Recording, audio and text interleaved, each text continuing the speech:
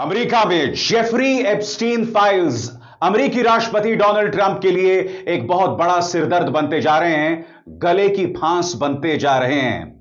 और सबसे बड़ी बात, वो जेफरी एप्स्टीन फाइल जिसमें कथित तौर पर छोटी छोटी बच्चियों के साथ दुष्कर्म है, बलात्कार है और इसमें अमेरिका के बड़े बड़े चेहरे शामिल हैं। अमेरिकी सरकार कह रही है कि हम उन फाइल्स को सार्वजनिक नहीं करेंगे।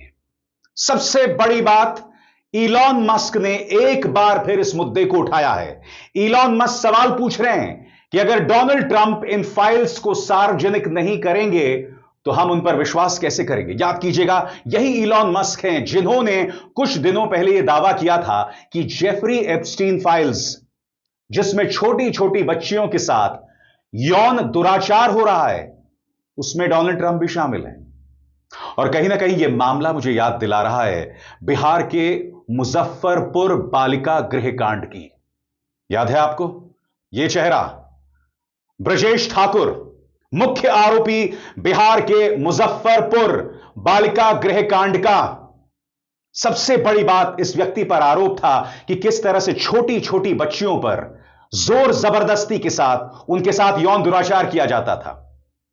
कई छोटी छोटी बच्चियों को गर्भपात यानी अबॉर्शन कराना पड़ा था। सबसे बड़ी बात, खबर यह भी थी कि इसमें कई राजनेता भी शामिल हैं, मगर सबसे शॉकिंग बात, अब तक एक भी राजनेता को इसमें गिरफ्तार नहीं किया गया था। नीतीश कुमार की एक मंत्री थी मंजू वर्मा, उनके पति के तार ब्रजेश ठाकुर के साथ जुड़े हुए थे।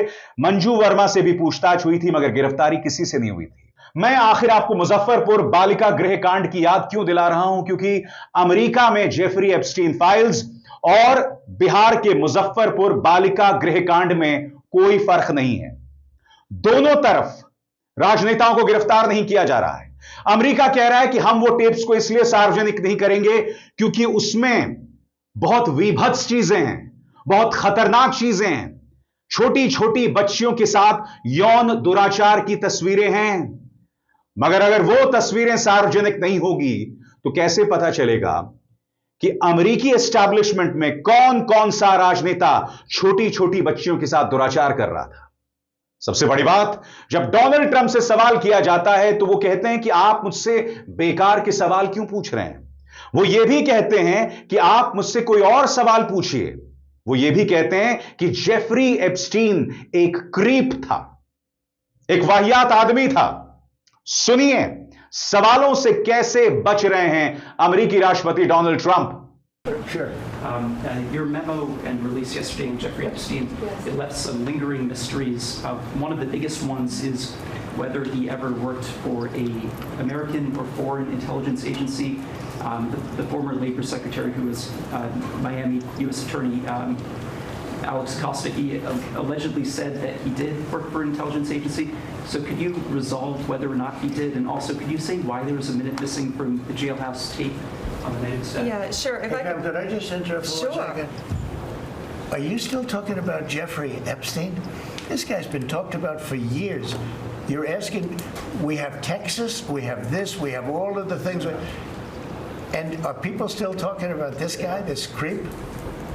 That is unbelievable.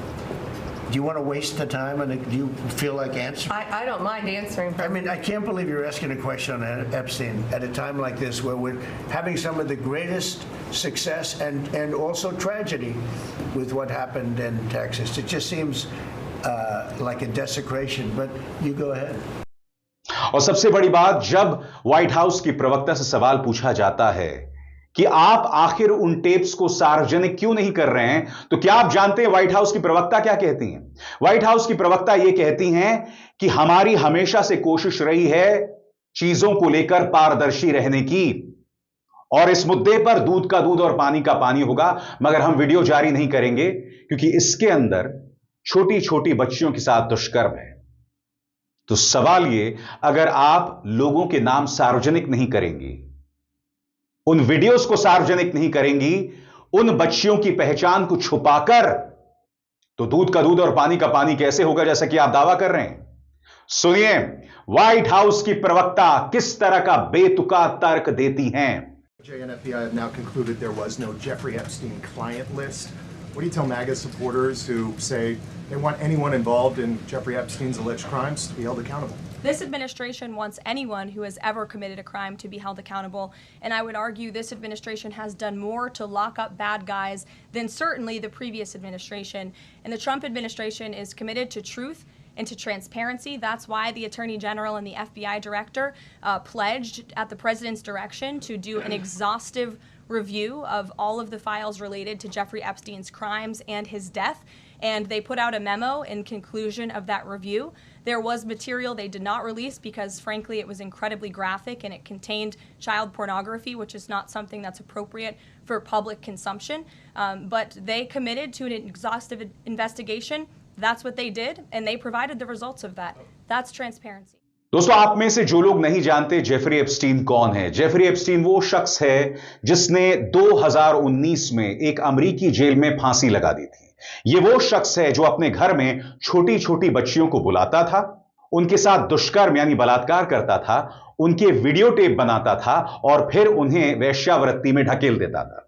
यह व्यक्ति, जैसा कि आप इस वीडियो में देख सकते हैं, डोनाल्ड ट्रंप का परम मित्र था।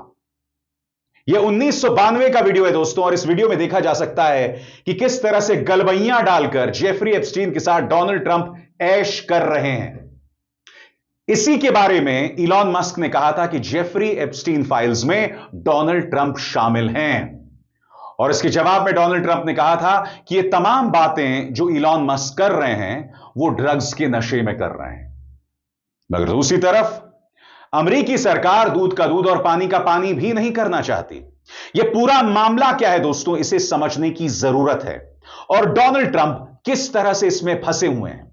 और मैं आखिर क्यों जोड़ रहा हूं इसे बिहार के मुजफ्फरपुर बालिका गृह कांड से, क्योंकि आप जानते हैं इस वक्त बिहार चुनावों की गर्मी है।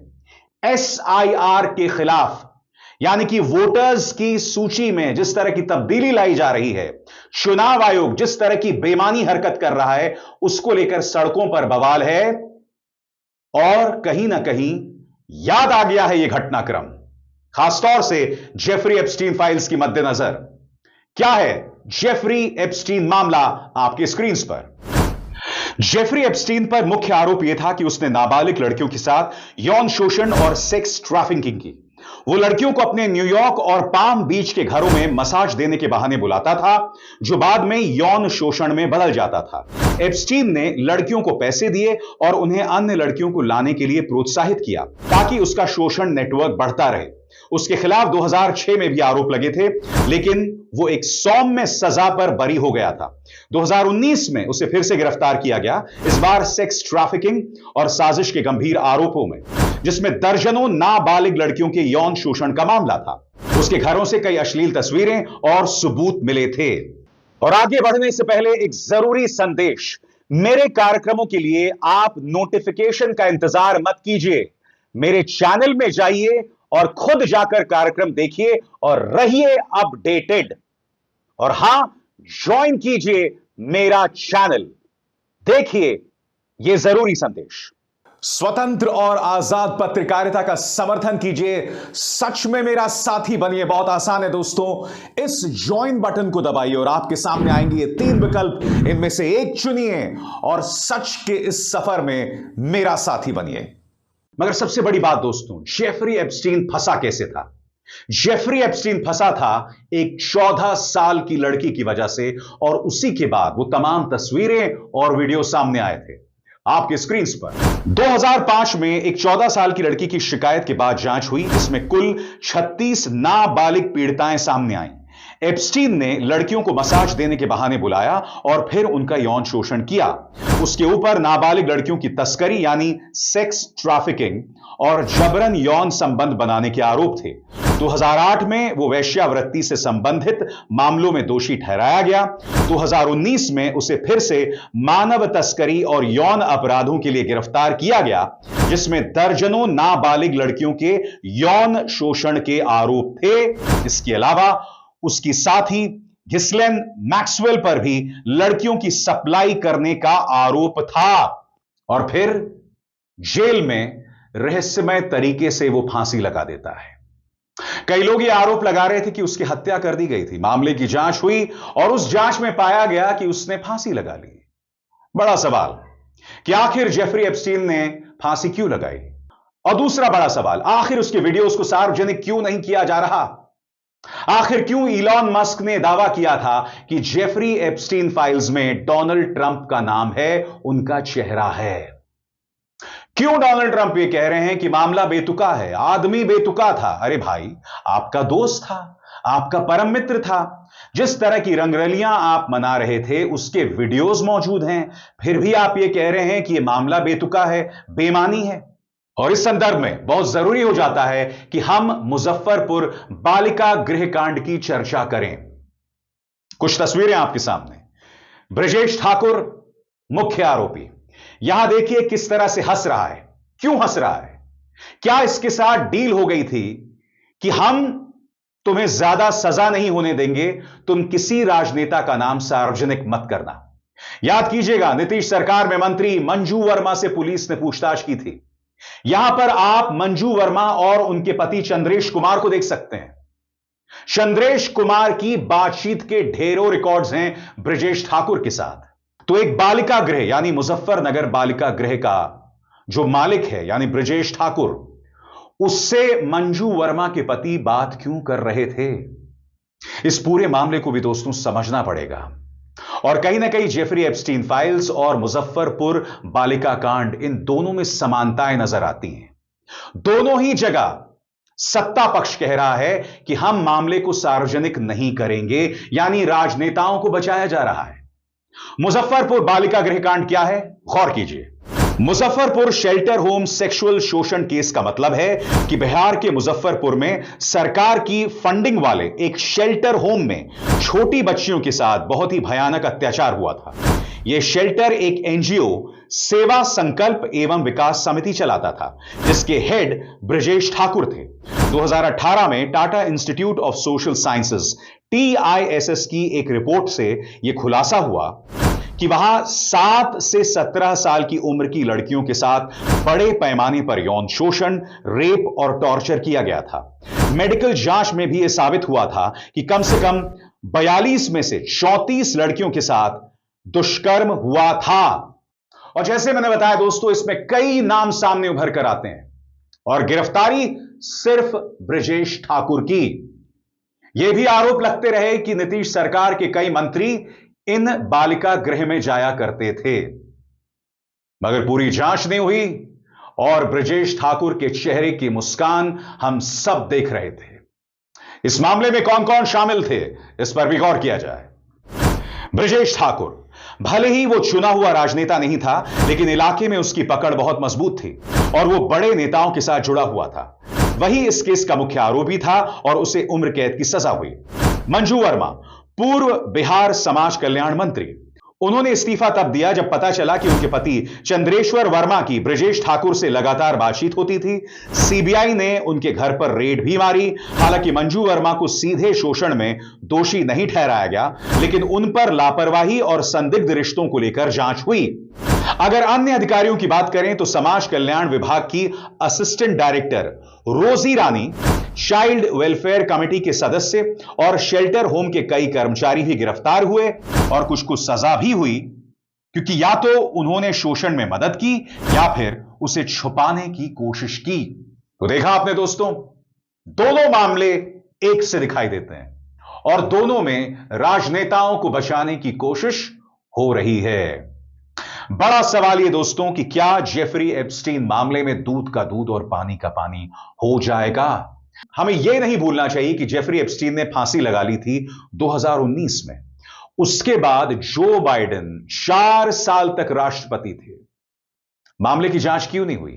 कहीं ऐसा तो नहीं है कि कई डेमोक्रेट्स जो थे, यानी कि आप जानते हैं कि अमेरिका में 2 पार्टी सिस्टम है, रिपब्लिकन्स और डेमोक्रेट्स। डेमोक्रेट्स की तरफ से जो बाइडेन राष्ट्रपति थे, तो कहीं ऐसा तो नहीं है कि जेफरी एप्स्टीन फाइल्स में कुछ डेमोक्रेट नेता भी शामिल थे। इसीलिए 4 साल तक इस मामले की जांच नहीं हुई।